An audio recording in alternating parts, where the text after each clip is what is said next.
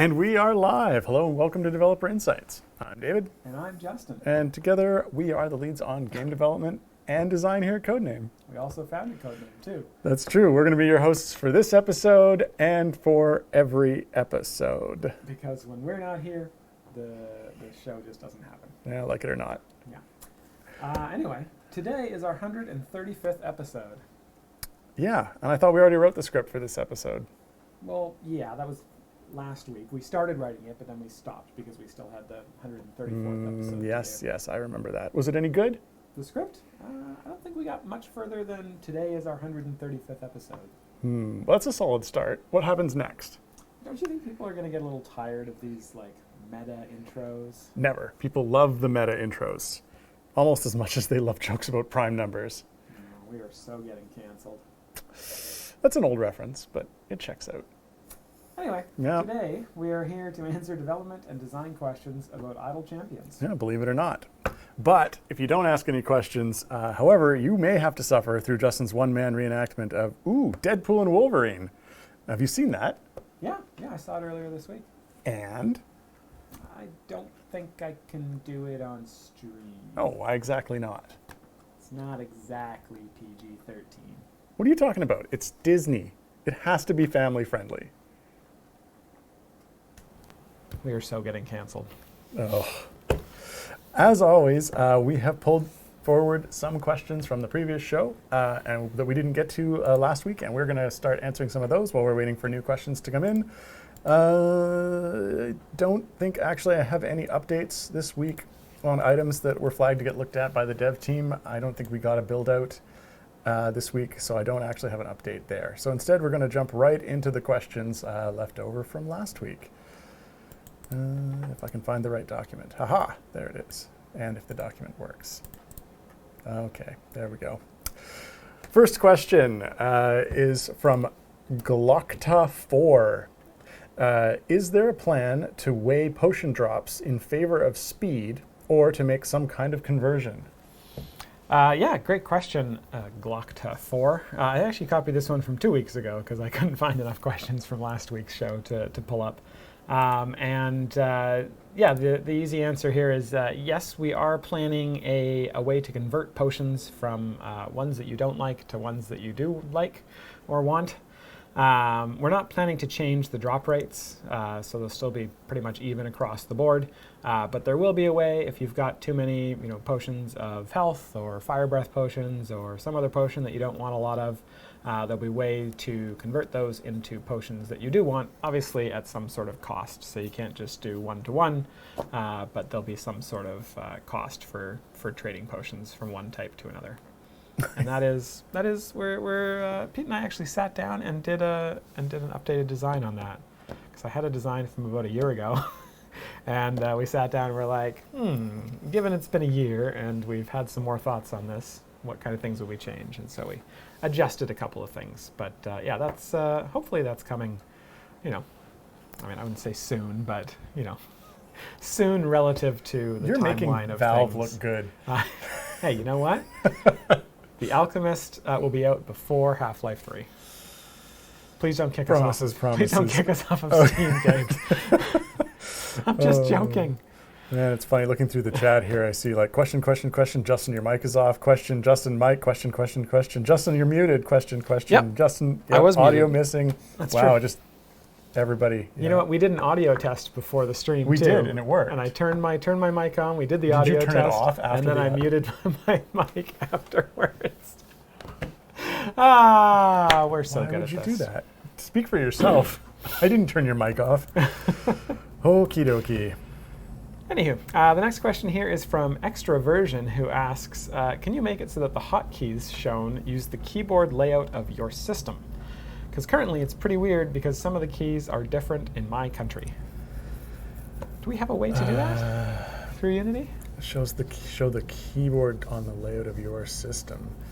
I'm not 100% sure what's going on with that. I know that recently I did come across some options that were in the Unity input system settings that were talking about having physical key layouts versus like keyboard the letter key layouts, and I'm not sure what the default one was on that, because certainly at the time I wasn't looking at it with an eye to having our hotkeys in game match different keyboard layouts. So it's possible, but I'm not 100% sure how that would work out exactly for those hotkeys. We have to look into that. I think it's not a bad idea. I mean, it's a good idea, because obviously the game's It's confusing if it says confusing. it's just the Hit keys. H, and that's you know something else on your keyboard. Okay.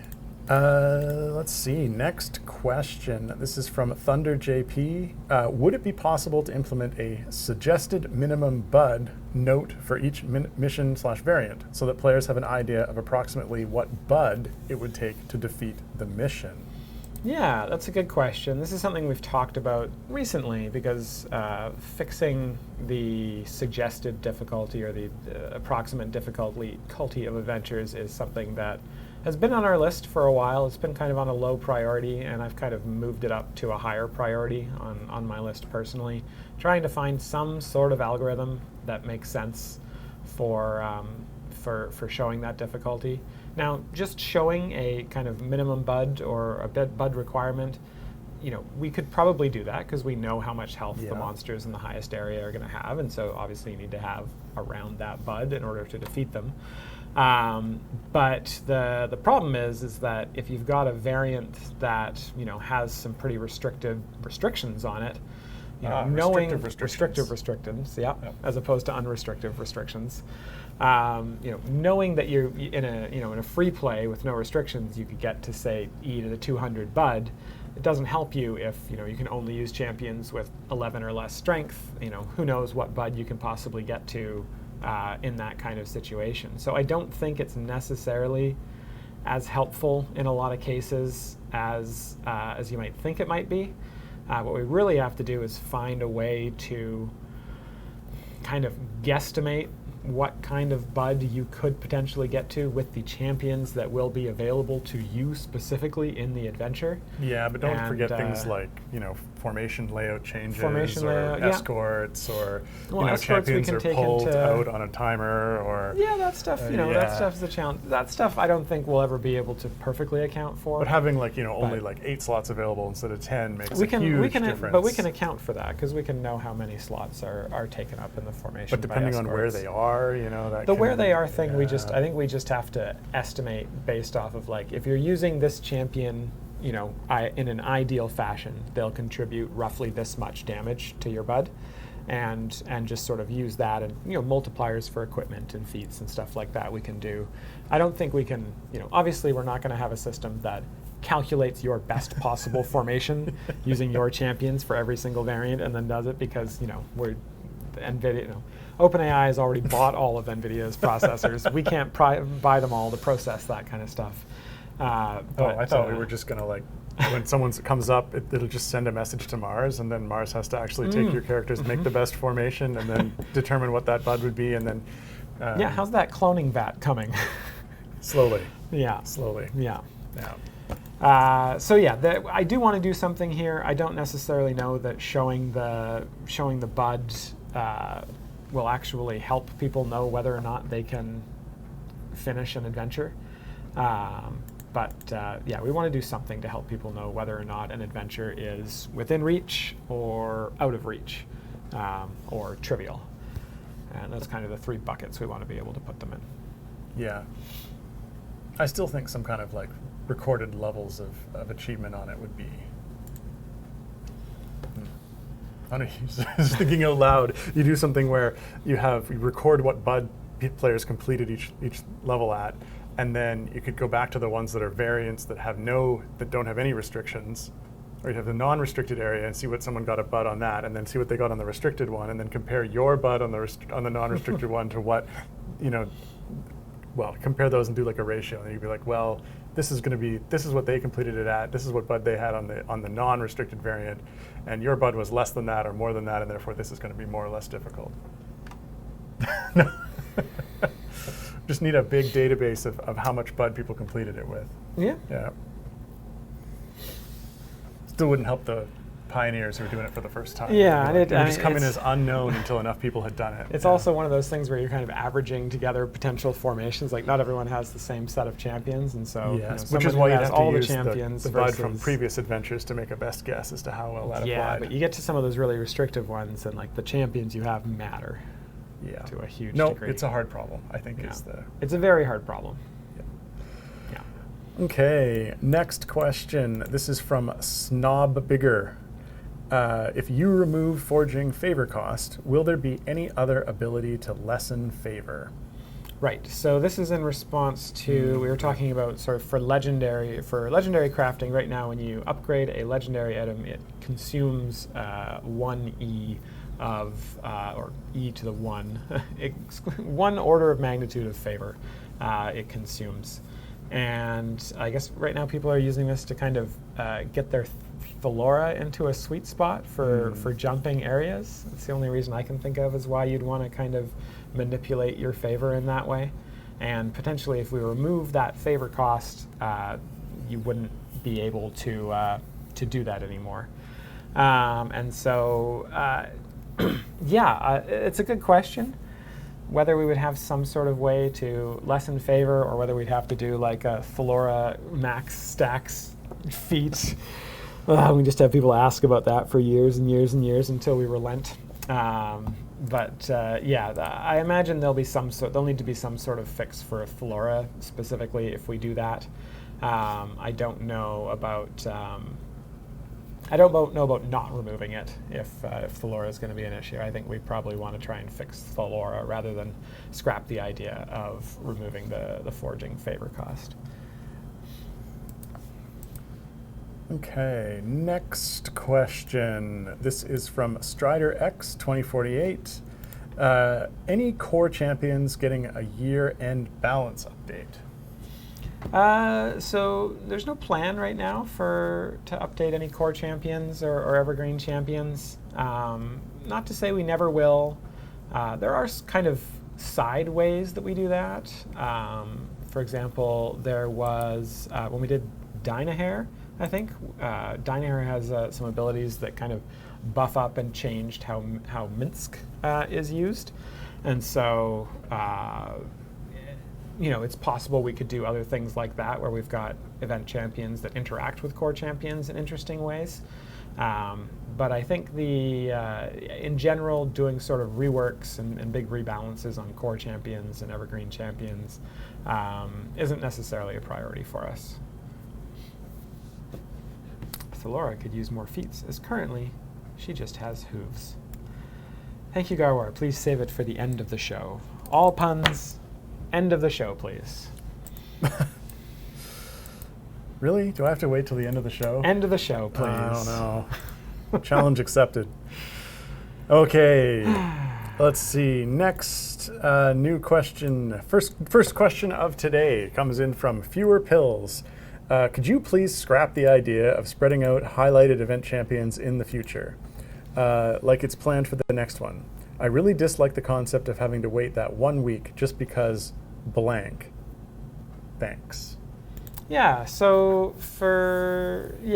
one of the things we're going to be trying to do in the next event, I don't know if we've actually talked about this publicly yet. I don't think so. It must be in the but, data. There must be something in the data. Augment data or something that people are looking at. Spoilers. Cover your ears if you don't want to hear this. So we've got, it went up today? Okay.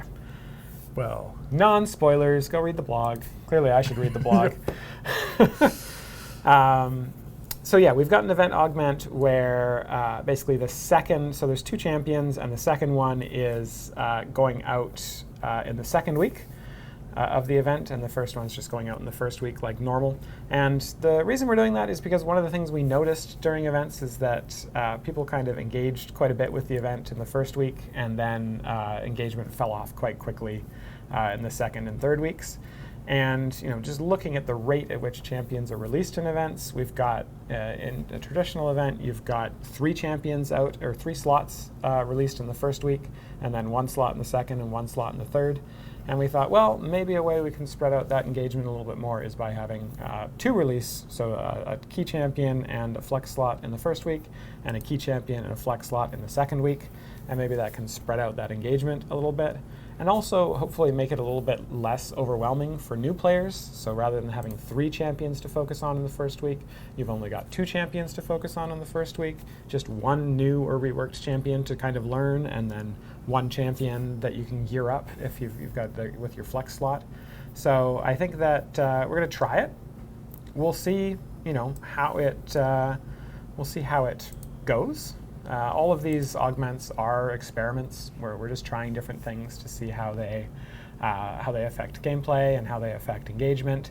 And so if it doesn't move the needle, doesn't really do anything, then we probably won't do it again in the future.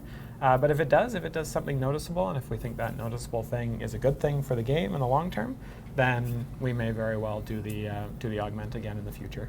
It's all based on the reaction to it, the metrics. Yes. All right. Just looking through going forward questions here. There's actually quite a handful of questions about that so it's going to come up again.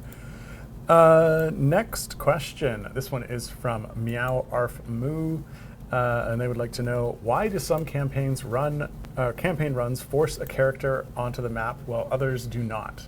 I've been going through some patron variants recently where you cannot remove someone once placed. It is a bit awkward having to exit out, go to a different campaign, build a formation to place someone else, exit, then go back to the previous run and try again. Yeah, that's so. I think what's happening here is sort of the default state for variants for adventures is that your slot 1 champion is placed into the formation when you start the adventure, just so you have someone in there to kill monsters. You don't have to click the first ones. There are definitely some situations where that's not optimal. For example, these variants where you're unable to remove champions from the formation once they're placed. I think that is probably something where, on a case-by-case basis, we can go in and just clear out that default formation so that it doesn't place the champion into the formation against your will. And that would probably solve this problem. But in general, we do that as a courtesy so that players don't have to click the first few monsters or click a familiar before they can start to deal idle damage. Yeah. Okay. Next question. This one is from Fewer Pills. Ren only gets a debuff when she picks the right spec, but she still has the debuff tag. Can you either remove the tag from her, which doesn't make sense, or just add the tag to Gromma, Nordum, and others where you said the specs don't count? Otherwise, it is super inconsistent. Oh man, I hate the debuff roll. Oh boy. I think this is a perfectly reasonable request. Yeah, I mean we did do this to ourselves, Fewer Pills. But yeah, it does seem to me that that maybe there is an inconsistency there that we can look into. We'll see. I mean, that is true. What's going on in chat here? People are talking about Ren has an ability that counts all of her glitch forms as as active for the purpose of like races and classes and stuff like that. So maybe in Ren's situation it is consistent. I do think there are some champions that could potentially have the debuff tag that do not. I know we talked in a previous one about how Dadius doesn't have it and totally should. And we looked that up, and that was just because when we were doing our pass on all the champions, for some reason we missed Dadius. Was he just missing in the list? He was just missing. He wasn't in the list. Missing in the list. In slot 5, he wasn't included. So I'll have to check it out and see whether that makes sense. But yes, I am aware of the fact that there are some things that seem like inconsistencies with the debuff tag. And Garwar, I said wait till the end of the show.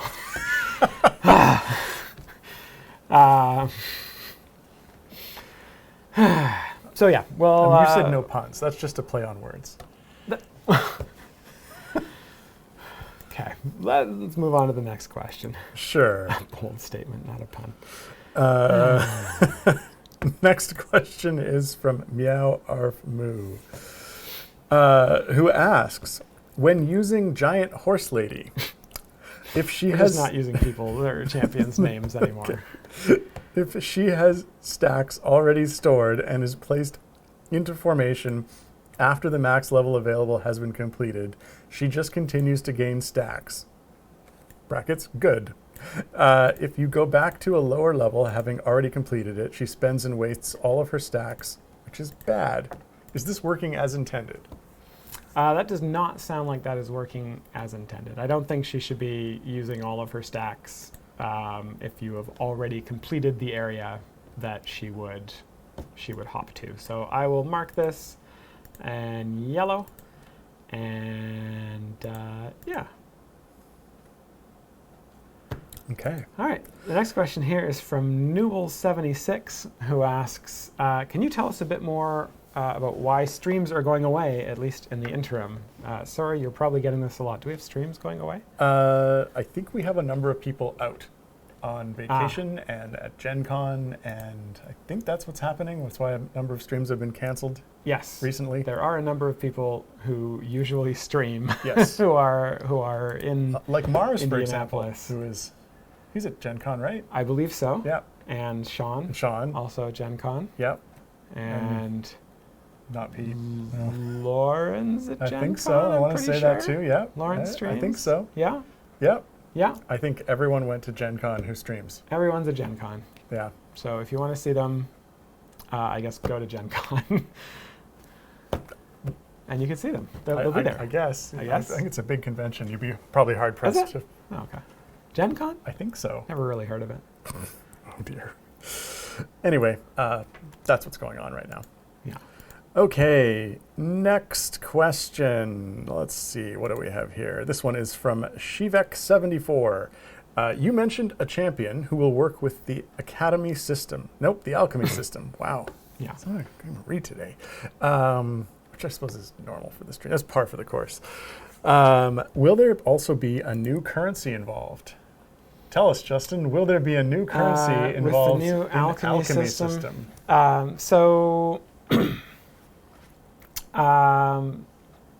Maybe. Very definitive. It's been evolving, the design. Obviously, I don't want to talk too much about a design that hasn't been finalized, because then when it comes out, I'm just going to get all sorts of questions like, you said it was going to be this way, or you That's said not a this question, about that's it. a statement. Complaint. Or, why isn't it this way? Why isn't it that way? You said it was going to be that way, so why isn't it? And so, I mean, I'd say that we are discussing potentially having a currency involved in the alchemy system. I mean, I think the alchemist should just skim a little off the top, whatever potion they're exchanging for you. So it's, they don't necessarily need a currency, just like you don't get 100% back. Mm-hmm. Mm-hmm. But yeah, maybe both. No.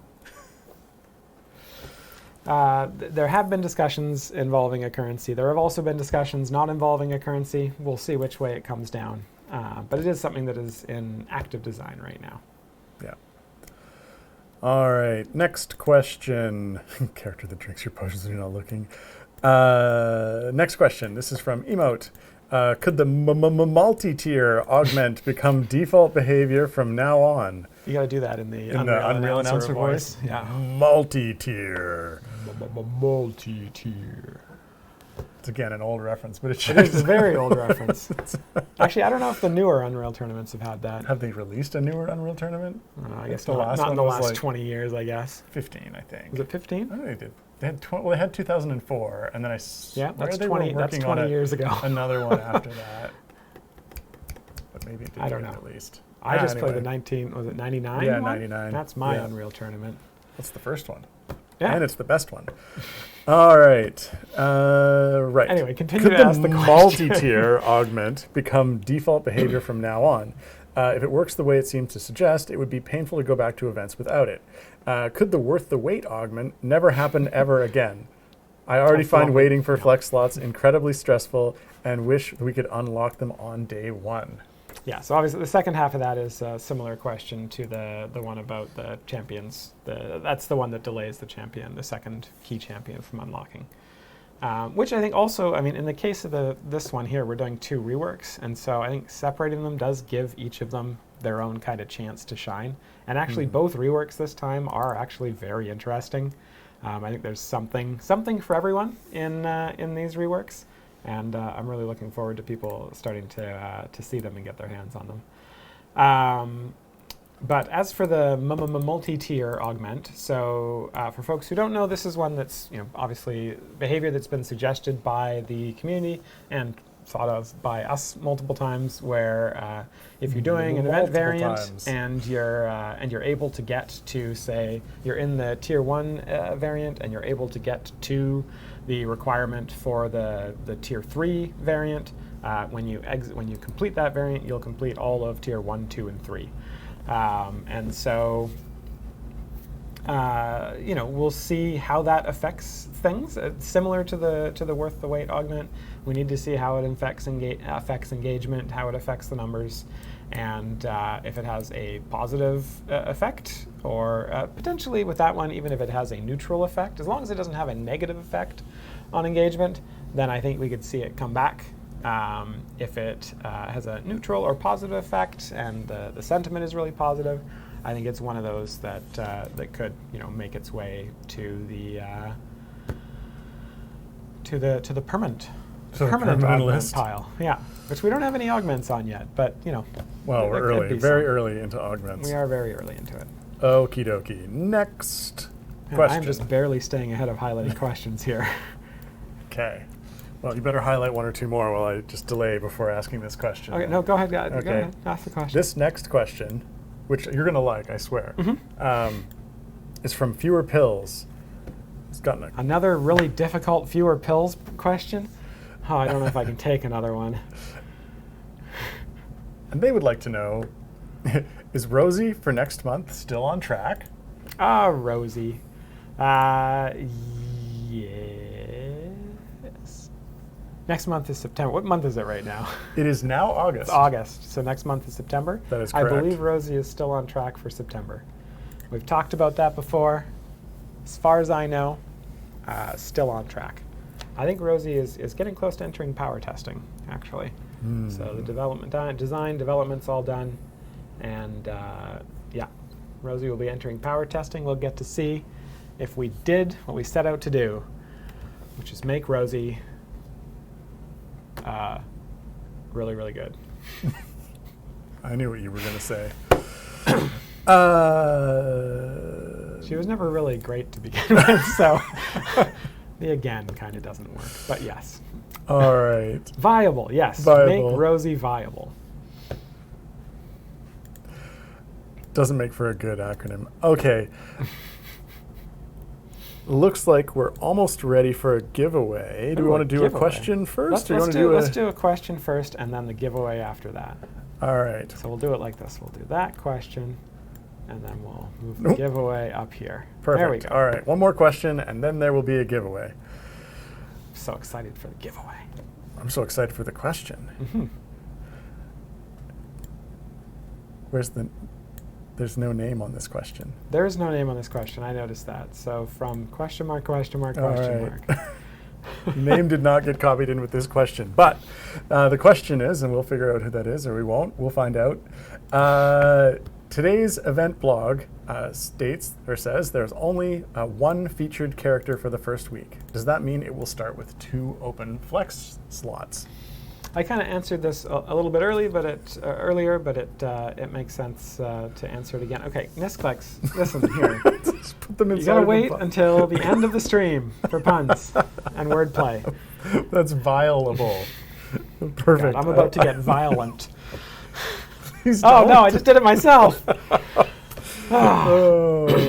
Okay. Today's event blog And that's how we got okay. canceled. Yeah. Yeah. So that's just fine. Anyway. Feel violated. Okay. So yeah, I answered this a little bit earlier. The cadence for releases in the next event will be a rework champion plus 1 flex slot in the first week, a second rework champion plus a flex slot in the second week, and then the last flex slot in the third week. Obviously, you could still get the supporter slot in any of those weeks. So yeah, spreading out the slots a little bit so that there's a little bit less overwhelming stuff in one particular week, and seeing how that works when we spread them out. It's a good test, but if it doesn't work, we'll take it out. If it works, I might keep it in. And if you really don't like it, you can file a complaint. One little word, so versatile. Who knew? Okie dokie. So now it is time for the giveaway. Our world famous, stream famous. Wait, I need my types of. Okay, we'll get there. I had to make sure it was ready. Okay. Yeah. So the giveaway is going to start now. The way this works, if you haven't been in chat before, and if you haven't been here before, it's not usually this ridiculous. It's usually about 80% this ridiculous. And the way it works is there will very shortly be, actually there is already a keyword in chat there. Just copy and paste that into the chat and you'll be entered for a chance to win 42 gold chests of your choice. I guess not technically gold. You could pick silver chests if you really wanted to. So just chests. 42 chests of your choice. It can be any type of chest that exists in the game. If you win, we'll send you a message and you get to pick the type of chest. It could be gold chests. You could pick rosy chests if you're one particular player. It could be Modron component chests. Those are the types I would pick because I love those chests. Well, you just like playing the Modron game. I love playing the Modron game. Yeah. Don't even play the regular game anymore. Just play the Modron game exclusively. No. The only chest it can't be is Gloria Bahamut chests, mainly for meme reasons at this point. What other types of chests could it be, Dave? I mean, I would personally prefer if it were a boar chest, perhaps an American pygmy chest. I know I like an Angora chest, maybe an Alpine chest. How about a what do we got here? A Kalahari red chest. Goats. Is it goats? Types of goats. We have a fainting chest. Pneumatis got it first. All right. Types of beetles, close. Rabbits. Yeah, no, it's there. Actually, you know what? There is some overlap there in terms of rabbit names, like like West African dwarf. That could be a rabbit. That could be a rabbit or a sheep. Or a goat, apparently. Goats and sheep are pretty. We've got like an Australian miniature goat. I mean, it could be a rabbit. Is the difference between a sheep and a goat? Maybe someone in chat knows this. Is the difference between a sheep and a goat different animals, just the rate at which they grow? But if you look at like a shaved sheep and a goat next to each other, like they look fairly similar. Now I haven't spent a lot of time looking at sheep or goats, so. I think it's a different animal. Completely different species. But I mean, they're so close. It's like, No, I don't agree. I mean, they're similar. Different type of meat. Okay. In similar size. They taste different. I think that's what I'm getting out of it. Did you see anyone eating sheep milk? And sheep. Okay. Sheep milk. Can I buy some? No. You know what? They use it to make cheese. All right. Feta is can be made out of sheep's milk, as well as ricotta. But you also can make those out of goat's milk. So fair enough. They're you the drink same. Sheep's milk. Oh my gosh. Okay. You're right. You don't eat milk. Regardless, I think we could move on. I'm having a little bit of a breakdown here now Yeah. about the sheep and the goats. Well, you can look into it in more detail after the show. When you should be going down your list of things you're supposed to be working on, instead you could look into sheep. Sorry, folks. This is the reason The Alchemist is going to get delayed, is I'm going to be looking into different types of milk. Yes. In the Alchemist dialogue, it will now have a pet sheep, and this is why. Next question. Which is, interestingly enough, appropriately from Meow Arf Moo. There's no sheep sound in there, but nevertheless. Is there a way to easily view current stacks? Briv, Horsey, Meow, okay. Without having to actually add the character into a running formation. Sometimes I'd like to check stacks, but I don't want them to be spent and used. Yeah, so no, unfortunately not right now. And part of the reason for this is because a lot of the effects that actually control those stacks and keep track of those stacks aren't actually active in any way unless the champion is in the formation, is added to the formation. We don't instantiate all that stuff for all of the champions you're not using, because that would just be a whole bunch of memory and a whole bunch of data that is just kind of sitting there pointlessly. So it only gets kind of created and loaded when they're added to the formation, which is why right now, even if you put them on your bench and you click on them, you won't be able to kind of see what's going on in most cases.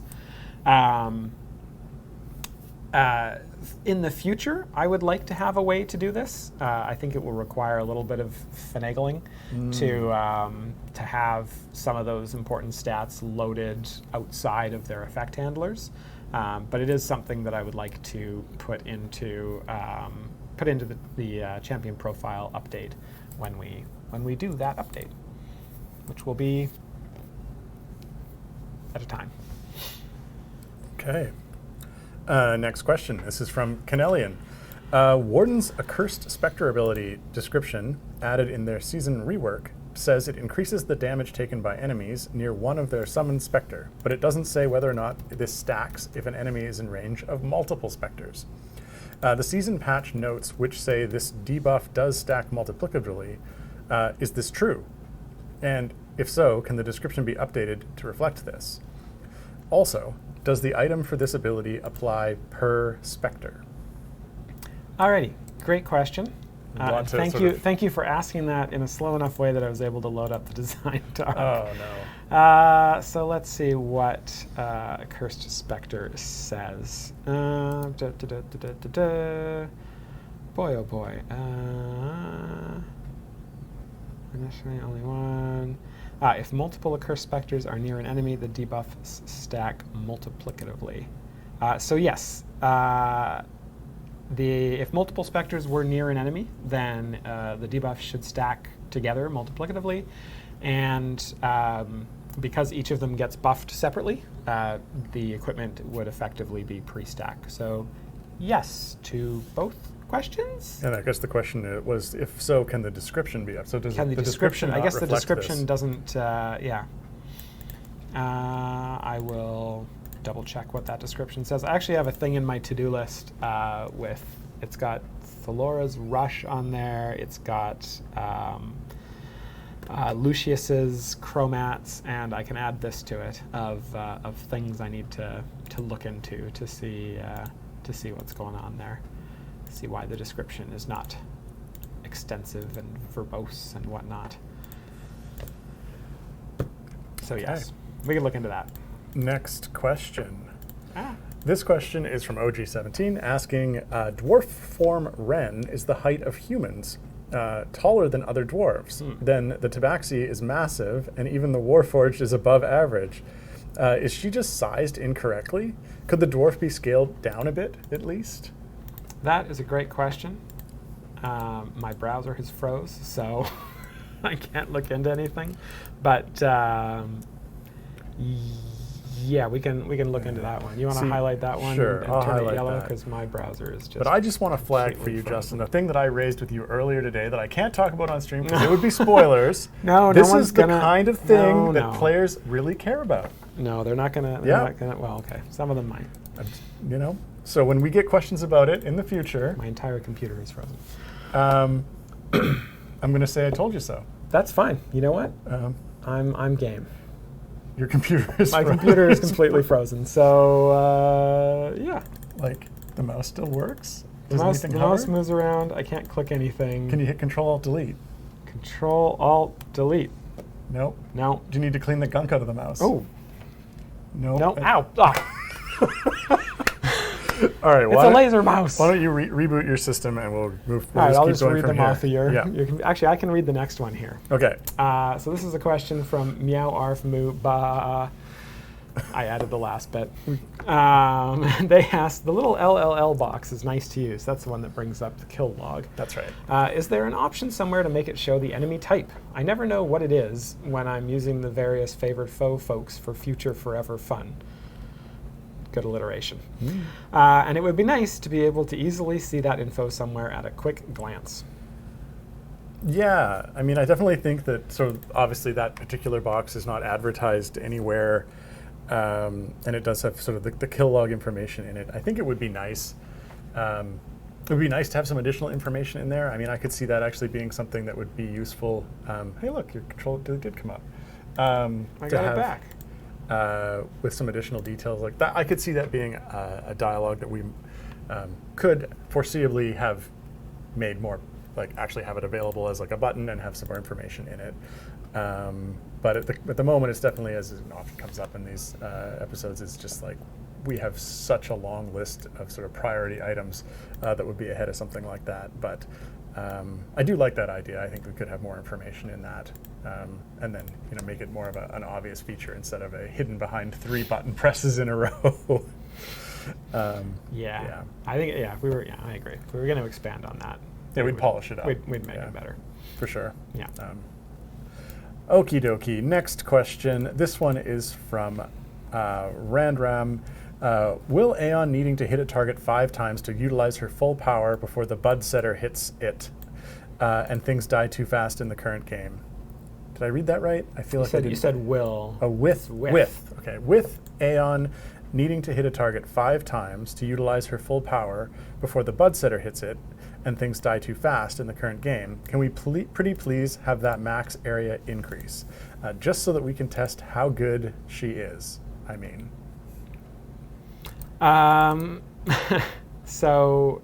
Yes, there is a max area increase planned for the big balance update that we'd like to do this year. Hopefully we can do it this year. We're still debating exactly what we want to increase the max area to, whether it's like a 2,500 or a 3,000 or something like that. And then, of course, if we increase the max area to that level, we're going to need content that requires you to get to that area. So there's some other stuff to be thinking about there. But yeah, we are thinking about increasing the max area. Okay. And making things die slower. And not just a 2001 as a... Yeah, there's already a 2001 technically. 2006. The Champion Odyssey. Okay. Yeah. OG's next question. This is from OG17. Ren has a legendary for Warforged damage, but only the other Warforged DPS. The only other Warforged DPS are Warden and Glitch Birdsong. So this will almost always be inactive whenever Ren is in her 2 non-DPS forms. Could this change to something that would have use across her forms? Also, is she meant to have 2 tiers of the same Wisdom Legendary? It sounds to me like for determining the legendary bonuses, that is not something that design actively does. We basically just have a script that kind of looks at the champion's tags and picks some random legendaries. Probably not the ideal way to do that, but it's a time-saving thing that has saved us some time. And it looks like in this case it kind of backfired because this is an unusual champion with a whole bunch of different tags that is maybe making things a little bit more confusing for it. So I think that we can look at Ren's legendaries and just do an actual active design pass on those. Yeah. Okay. Next question. This is from OG17. If it is simple to do, no, that's it. That's the question. If it is simple to do, blah, blah, blah. Could the alchemy system extend to swapping pigment types too? Pigments being dismantleable change their dynamic, so you only need to have a finite amount, so there's massively less value in getting extras. Changing types could theoretically extend their use a bit, at least, especially if tank/heal becomes relevant. Yeah, it's a good question. Right now, we have included blacksmithing contracts in the sort of alchemy notary, blacksmithing contracts and bounty contracts, but not being able to switch their types, only being able to switch their sizes. Combine and decombine them. Decombine? Decombine, that's correct. Sure. Combine and decombine. You either combine two contracts together or you tear one in half, and that's how you get two smaller ones. They just actually Obviously. take them in a stack and just staple them in the corner, and then it's a staple remover to get the... Yeah, anyway. Okay. So we have included that. I haven't thought about doing pigments in the alchemy system. I don't know. We can think about it. I think it's an interesting suggestion. It's Canadian English. Decombine. In Canada, goats go bah. No, they don't. Actually, what they go bah. Yeah, and they notoriously live on roofs. They do. Yeah. For some reason, they like to live up high. I think Yeah. goats think that they're tree-dwelling mammals. They might be a mountain animal, actually. Oh yeah, no wait, they are. Yep. Shoot. Maybe that's the difference between sheep and goats. Goats live in the mountains and sheep live in You fields. can look it up after. Okay. Next question. This one is from Lediath. Was it intentional to make Ren's unlock variant even harder than the original clockwise through the wheel variant? Oh, you have no idea. I love that we have such difficult variants in the game. Please keep it. So let me, story time. Oh boy. Let me tell a little story about Ren's unlock variant. So the difference is that sheep are sheep and goats are goats. Oh, thank you, Nemanus. That clears it up. He's got you there. He's got you there. Ren's unlock variant. So we, fewer pills has it, yes. So initially, the clockwise through the Great Wheel was sort of a training wheels for Ren's unlock variant. It was set to 100 areas, had the same requirements that, it's the thing that released. And Ren's unlock variant was going to be that, but it was twice through the Great Wheel because it was every 50 areas it would kill your formation and you'd have to rebuild it. Once we kind of got the feedback about the 100 areas one being unreasonably challenging, we did a little pivot. I think the new version of clockwise through the wheel is quite a bit easier, but it still kind of has the same idea of every 100 areas something changes and maybe you have to change your formation a bit depending on how you do it. You can now, the new clockwise through the wheel, you can kind of cheese it by just doing chaotic champions for the first 500 areas or so, or 600 areas. We'd like having really tough variants, especially for champion unlocks. For champion unlocks and like final adventures or final variants in a set, we like to have really hard things, and so we wanted to keep the difficulty of clockwise through the wheel without maybe going much harder, which is why we rolled back twice through the Great Wheel to just have basically the same requirements as clockwise through, except you couldn't click your way through it, which you could do with the original clockwise through the Great Wheel. Right. I mean, I think really the chat actually is far more interested in telling you all of the difference between sheep and goats. And yeah, I look forward to watching this stream back tonight and learning all of this. Apparently, sheep are like dogs in that they go to heaven and goats go to hell. Oh. That's, wow, okay. Yeah. Poor goats. I mean, I'm sure they did something. They know what they did. That's true. All right.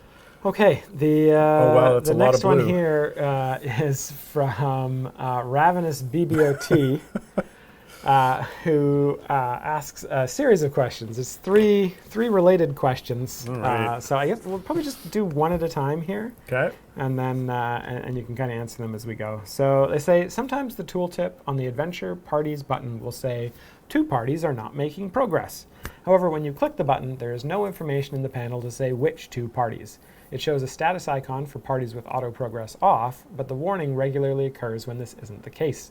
Can you update the panel to say which parties triggered the warning? Well, that's definitely confusing. Mm-hmm. It shows that they're not progressing, but they're not always 2 that have had the auto progress turned off. That's very weird.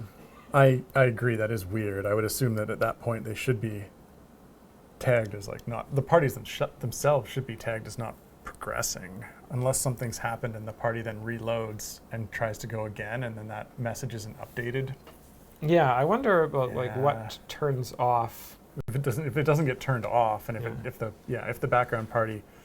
Randram in chat is saying that a reset occurring triggers the has stopped progressing message. It always has. So it's a red herring. So it's maybe that, yeah. Okay, so that should be looked at for sure to make sure that that isn't coming up with a false positive. Yeah. Here, let me just copy in Randram's note here. The second question here, or the second part of this question is, can you show the number of parties not making progress in the bottom right corner of the Adventure Parties button, like you can see the number of unassigned familiars in the button next to it? Sometimes you know you're not going to deal with one party's issues until after you finish your active adventure, but would like to know if a second one has run into problems. Not me. Sorry, I only heard half of that. I was just thinking about about having a goat and a sheep familiar pack. You weren't listening to me? So I was reading the chat. Let's see. Can you show the number of parties not making progress in the bottom right corner of the adventure parties so that you can see the number of unassigned familiars? Sometimes you know you're going to deal with owners. So can there be a number of unassigned not making progress? Oh, good. Microsoft Defender antivirus did not find any threats. Oh, that's why my computer would froze. Can you show the number of parties not making progress? Yeah, I mean, I think that's probably let's tag that. Doable. I like that idea. And the third one here, are you listening? Yep, yes, sorry. Can you suppress... Not distracted, I'm listening. Stop looking at the goat discussion. Can you suppress the warning about a party not making progress if Umberto is investigating for 8/24 hours? No progress is normal in such situations. That is a good... That is a little more special case, yeah, that's a good question of how we'd actually want that to perform. It'd almost have to be a separate warning, like, the party is not progressing, but Umberto is working on it.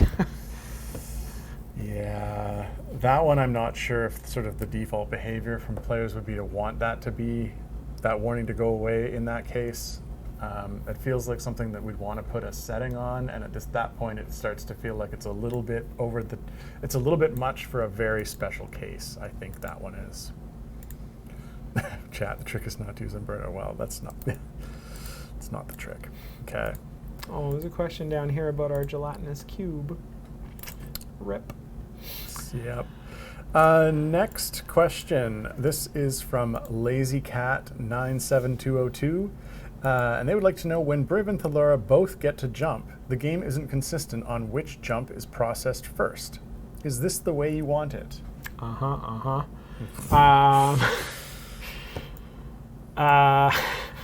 Sorry, I made myself laugh there. I don't think so. I think we should probably make sure that is consistent. But we'll have to figure out exactly which one we want to happen. I mean, obviously, I think the one you'd want to happen first is Thalora, since Thalora jumps to a fixed area. And Briv would then... I feel like when Thalora jumps, Briv should just never jump. That's kind of how it feels like it should go, and it just shouldn't consume any Briv stacks or anything like that, and just move on to the next area as if Briv decided not to jump. Because Thalora is kind of dragging you along. That would be my kind of intuition on how to set that up. It'd be kind of weird if, if it didn't work quite. Yeah. We'll think about it. We'll think about how to get that set up. Oh, the jokes are already coming, Justin. Oh, good. All right. Next question. This is from the Lurking Writer. You've mentioned in the past that alchemy and notary system is on a higher priority list due to the future champion that is going to be linked to it. Has the alchemy system moved to from said list to another? And if so, which one? Yes, the alchemy system. So the design of the alchemy system moved from the medium priority list up to the ASAP list, and the implementation of it will probably end up somewhere on a high priority list. So it's somewhere in there. Okay. Next question. Got to get that design done. What am I doing here? I'm answering questions about I know, and then you're going to be looking into the difference between sheep and goats. So, I mean, sheep stuff, you're going to have to work late tonight, I think, to make up for it. Yeah. Next question, Justin. Okay, this one's from Meow Arf Moo, who asks, is there a way, for lack of more gooder words, to turn familiars into tiny/simple shapes or something when placed on the champion toolbar across the bottom? Some of these guys cover the entire character profile, making it difficult to click or hover on the champ. A tiny familiar only covering the upgrade button would be appreciated. It's funny often when I hear or read questions like this where it's like, is there a way? It's like, yes, I can think of a way to do that. There are ways. There are ways. Are there good ways? Nice, for lack of more gooder words. Yeah, I mean, I appreciate the issue there. It's definitely, some of them can cover up quite a bit, and it definitely, actually, now I'm thinking about it, I think we did scale them based on the size. I know in the lower resolutions, it was one of those compounding problems where the familiar wasn't scaled to the same degree, and so on 1080p it was great, and at 720p it covered like the entire thing. I do think we could shrink those down more. This actually does feel like something. People in chat are saying that there is already an option called Scale Familiars on Champion Level Up. So I wonder how effective that is. Hopefully it doesn't scale them up. Yeah. I mean, I'm going to tag this to just confirm what that does and how much it actually scales them. Because I know at 720p, they were quite large. They covered up quite a bit. Yeah. They weren't scaled.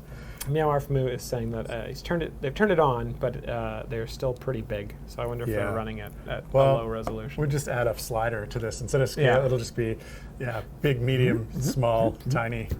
I can do the sound effects for it. We don't have sound effects on our sliders. We should.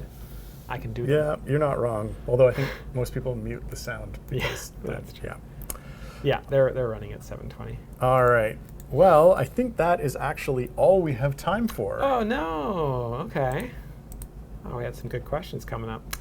Well, I guess those good questions will need to wait till next week's episode before we will be, because of the wonderful things he does. Because we will be live again next week.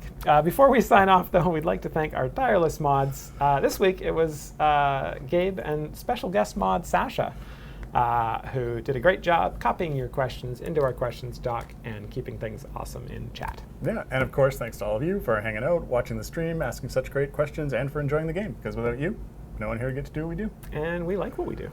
All right. Enjoy the rest of your day, everyone. Okay. The puns may now commence. All right. Got one for you today, Justin. Really difficult question. When is a car not a car? I don't know. When it turns into a parking lot.